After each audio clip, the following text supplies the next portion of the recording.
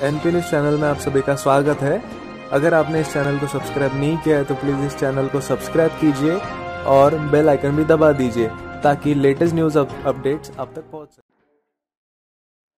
वरिष्ठ पत्रकार सुभाषचंद्र वाघोलीकर यांचे नुकतेच दुःखद निधन झाले। त्यांना एडिटर अँड प्रेस रिपोर्टर असोसिएशनच्या वतीने N7 सिडको येथे श्रद्धांजली देण्यात आली। यावेळी शहरातील अनेक पत्रकार उपस्थित होते। उपस्थित पत्रकारांना वरिष्ठ पत्रकार सजो खंडाळकर आणि ज्ञानेश्वर खंदारे यांनी मार्गदर्शन केले आणि सुभाषचंद्र वाघोलीकर यांच्या एकूणच जीवनावर त्यांनी प्रकाश टाकला। त्यावेळी संघटनेचे अध्यक्ष रतनकुमार साळवे, गणेश पवार, जगन्नाथ सुपेकर, प्रशांत पाटील, यशपाल सिंग अट्टर, खासदार डेमचे एजाज खान, आकाश सपकाळ, सिद्दीकी असे अनेक पत्रकार यावेळी उपस्थित होते। मित्रहो, सुभाषचंद्र वाघोलीकर हे अष्टपैलू विचाराचे पत्रकार होते। कोणत्याही पानावर त्यांना बसवा, आकर्षक मथळा आणि उत्कृष्ट शब्दरचना देऊन ते वृत्तपत्राला असे उठावदार बनत होते। त्यांनी नेहमी सतत नाविन्याचा ध्यास घेतला। त्यांच्यासोबत काम करण्याची मला संधी मिळाली। पत्रकारितेत त्यांनी आपला आगळा आणि वेगळा ठसा निर्माण करून पत्रकारितेचा आलेख त्यांनी उंचावत नेण्याचं काम केलेलं आहे। ते समाजवादी विचाराचे होते। बाबा दळवी यांच्या विचाराचा त्यांच्यावर प्रभाव होता। आंदोलनांना त्यांनी नेहमी सहकार्य केलेले होते। शेवटपर्यंत व्रतस्थ पत्रकाराचे जीवन ते जगले। पत्रकारितेची बांधिलकी त्यांनी कधीच सोडली नाही आणि म्हणून पत्रकारितेत एक मार्गदर्शक, चिंतक, प्रेरक म्हणून त्यांनी महत्त्वाचं काम केलेलं आहे। अनेक नवोदित पत्रकारांना मार्गदर्शन करून त्यांनी घडविले। आदर्श पत्रकारितेचे धडे त्यांनी नवीन पत्रकारांना दिले। पत्रकारितेचा वसा जपला आणि तो शेवटपर्यंत सांभाळला। मराठवाड्याच्या विकासासाठी मराठवाड्यातील दलित, शोषित, कष्टकरी, शेतकरी, शेतमजूर यांचे प्रश्न मांडून त्यांना न्याय मिळवून देण्याचा त्यांनी प्रयत्न केलेला आहे। मित्रहो, नवोदित पत्रकारांचे ते मार्गदर्शक होते। व्यासंगी व्यक्तिमत्वाचे हे निधन अत्यंत वेदनादायी असे आहे। एक कष्टाळू, एक मेहनती, समर्पित जीवन आज काळाच्या पडद्या आड गेल्यामुळं अत्यंत दुःख होत आहे। त्यांच्या निधनामुळं कष्टकरी चळवळीची, पत्रकारितेची मोठी हानी झालेली आहे। परिवर्तन आणि विकास हा पत्रकारितेचा ध्यास आणि श्वास असला पाहिजे। वाघोलीकरांनी नेहमी दलित, शोषित, कष्टकरी, शेतकरी, शेतमजूर यांच्यावर होणाऱ्या अन्याय आणि अत्याचाराच्या विरोधात पत्रकारितेच्या माध्यमातून आवाज उठविला आणि त्यांना न्याय मिळवून देण्याचा प्रयत्न केलेला आहे। सुभाषचंद्र वाघोलीकर हे या अलीकडच्या काळातले, मी असं म्हणेल की समर्पित नाशिकला त्यांनी गावकरीपासून सुरुवात केली। म्हणजे जे नागावच्या वाघोलीचे पण नाशिकला त्यांनी पत्रकारिता सुरू केली आणि 91च्या दरम्यान ते मराठवाडा दौरा ते जवळपास 92-93 नंतर त्यांनी पत्रकारिता केली। अनंत भालेराव यांना जेव्हा अडीवाड्याच्या काळात अटक झाली त्यावेळेला भालेराव असताना ज्या पद्धतीचा मराठवाडा निघत होता तसा मराठवाडा हे वाघोलीकर आणि बिहारमध्ये निवडणुकीच्या काळामध्ये त्यांनी जवळपास 2-2.5 महिने तिथल्या निवडणुकीचं वार्तांतर केलं। लोकमतमधला त्यांचा कार्यकाळ हा ठळक, दीर्घ। 2008ला तरी ते रिटायर झाले वयोमानानुसार, तरी त्यांना एक्सटेन्शन मिळालं। 2011पर्यंत लोकमतमध्ये काम केलं. लोकमतमध्ये काही एकदम संपादक भेद आहे. तो वृत्त संपादक,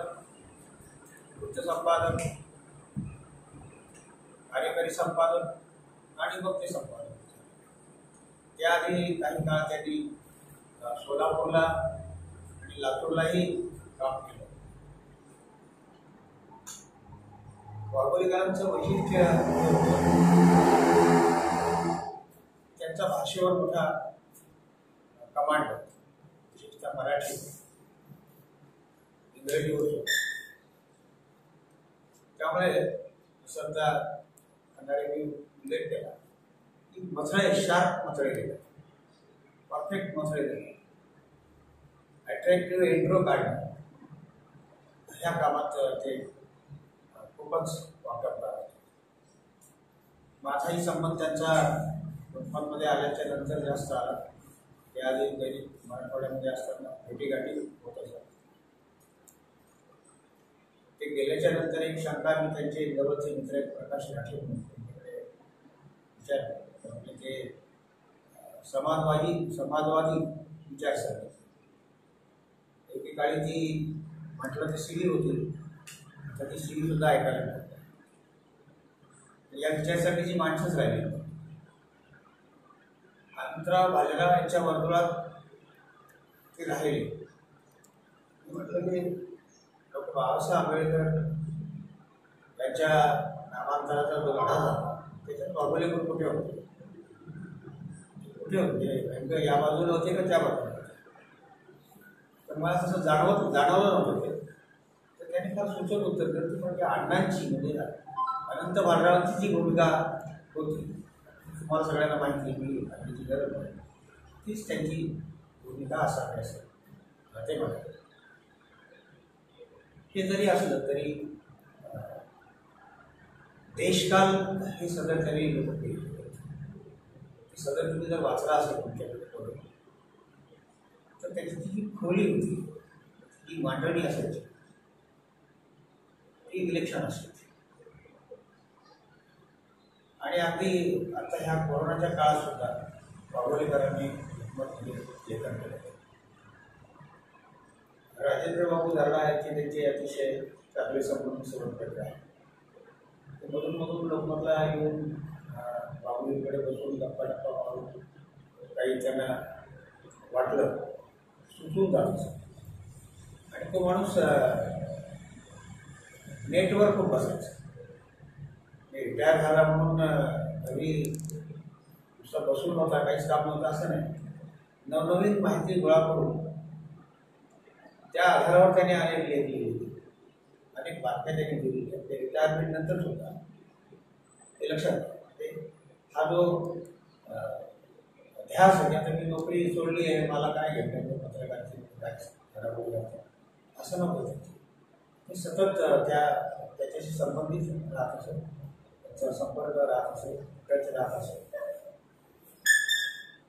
काकाने उल्लेख केला नाही, तो उल्लेख असा की ऑफिसमधलं राजकारण सोडून द्या, त्याच्याही वाट्याला येऊन गेलं. पण त्या माणसाचं वैशिष्ट्य दिवाळीला ते सगळ्यांना घरी बोलतात फराळाचं. आता ते कल्चर गेलं, आता तर काहीच नाही. आता या कोरोनामुळे दिवाळी साजरी होत नाही. जेव्हा होत होते तेव्हा पूर्वी कसं असायचं, शेजारी पाजारी 8-8 दिवस हे आमच्याकडे आता नवीन हा पदार्थ केला खायला या, तर तिथं कल्चर राहिलंच नाही. पण ह्या वाघोलीकरांनी मात्र सगळ्या लोकांना घरी बोलवून फराळाला निमंत्रण देऊन सन्मानानं ही एक महत्त्वाची गोष्ट वाटली. रिटायर झाल्याच्यानंतर लोक घरी बसूनच राहतात, बाहेर काय चाललं याची ठेवतात. पण वाघोलीकरांचे वैशिष्ट्य असं चांगल्या कार्यक्रमात, सांस्कृतिक साहित्यिक कार्यक्रमात वाघोलीकर हजेरी लावतात. त्यांना काही रिपोर्टिंग करायचं नव्हतं किंवा न्यायचंही नव्हतं पुढे, परंतु जो गर्दीपणा म्हणतो ना तो त्यांच्यामध्ये होता. सिनेमामध्ये ते ॲडमिट होते, कारण त्यांची 2 ऑपरेशन झालेली होती हार्टची.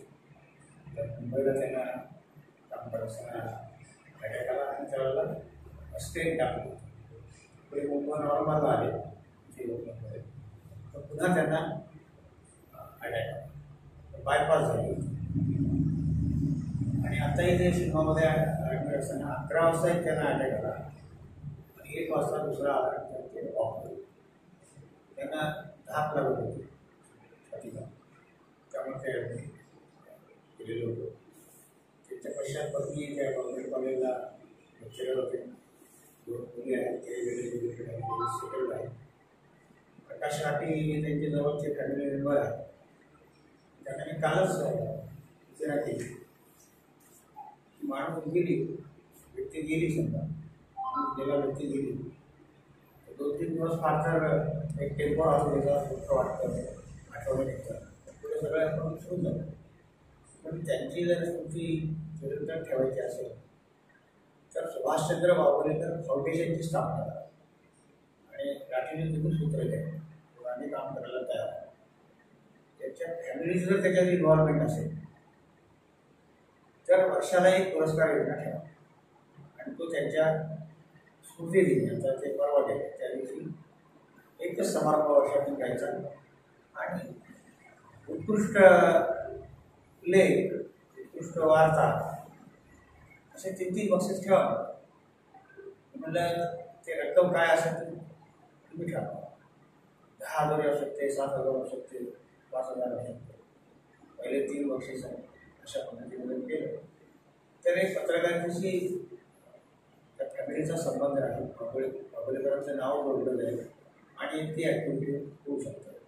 तर ते म्हणाले ही कल्पना तुम्ही एकदम चांगली आहे, मी त्याच्या फॅमिलीशी बोलून सांग.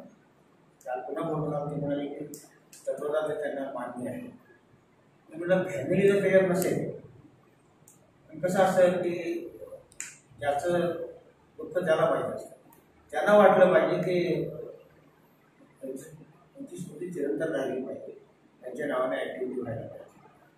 दुसरी गोष्ट आम्ही त्यांना केली की एका टर्ममध्ये असं केली की तुम्ही 2 मिनिट श्रद्धांजली अर्पण करा. ते अजून काही झाले नाही, आता ते असंच मागे मागे पडत. त्या पार्श्वभूमीवरही आज ही सभा होते, जाणीवपूर्वक होती, सामाजिक बांधिलकी म्हणून होती. तर म्हणजे काय, पत्रकार हा स्वतःला काही समजत असेल पण तो उपेक्षित असतो. मॅनेजमेंटच्या देखील उपेक्षित आहे, समाजाचे देखील उपेक्षित आहे आणि त्याच्या कार्याची स्थिती माहीत नाही, त्याला शिवाय देणारच जास्त. फार चांगले कमी लोक चांगलं होतं.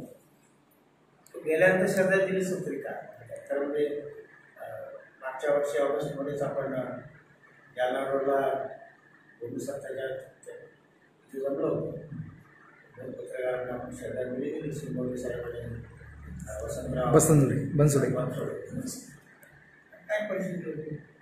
पुढे काय पत्रकार आता एवढे कोरोनामध्ये गेले, जवळपास महाराष्ट्रामध्ये 550-100च्या वर 150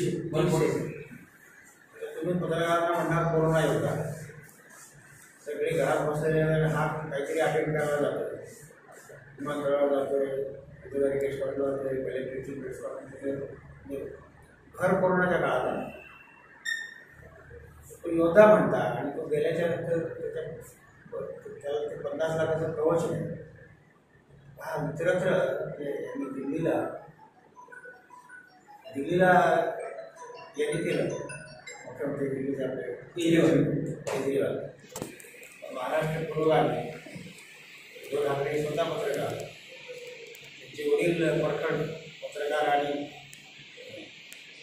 आणि व्यंगचित्रकार, पण त्यांनी आधी पत्रकारांची साधी मागणी पत्रकारांना दिल्याचं गौरव द्या ती मान्य केली. त्या कोरोनाने आणखीन पत्रकारितेचं कंबरड होतं, तिथे काही निघत होते, तिकडे बंद झालं कारण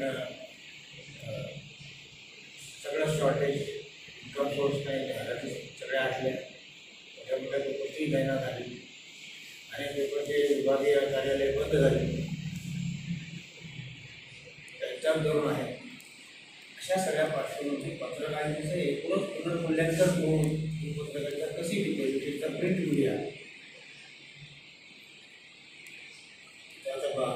अलीकडे बरेच जण म्हणतात की यार खूप सच्चा है, 5-10 साल से बंद हो जाएगा, हमारे हाथ में मोबाइल है, सब इथे सगळं पाहणार ना, पेपर कधी वाचणार, कशाला वाचणार, अशी सगळी परिस्थिती निर्माण झालेली आहे. वाघोली त्यांना सगळ्यांनी सरकारची केलेली गोष्ट मला असं वाटतं की सामाजिक बातमी जी आहे, पत्रकारितेला लाभ करण्याची पत्रकार असतो, त्यांनी मेहनत केलेली असते, रात्रंदिवस ड्युटी केलेली असते, दुःख वापरलेलं असतं आणि त्या दैनिकाला त्या संस्थेला काही घरी योगदान दिलेलं असतं. पण ते अशा वेळेला निदान मरणोत्तर तरी त्याचा सन्मान व्हायला पाहिजे, त्यांनी स्वतःही आपण करायला पाहिजे. आपण ते काम केलं आणि आपले ठिकाणी अभिनंदन करतो, आभार मानतो आणि मला थोडं यायला उशीर झाला त्याबद्दल दिलगिरी व्यक्त करून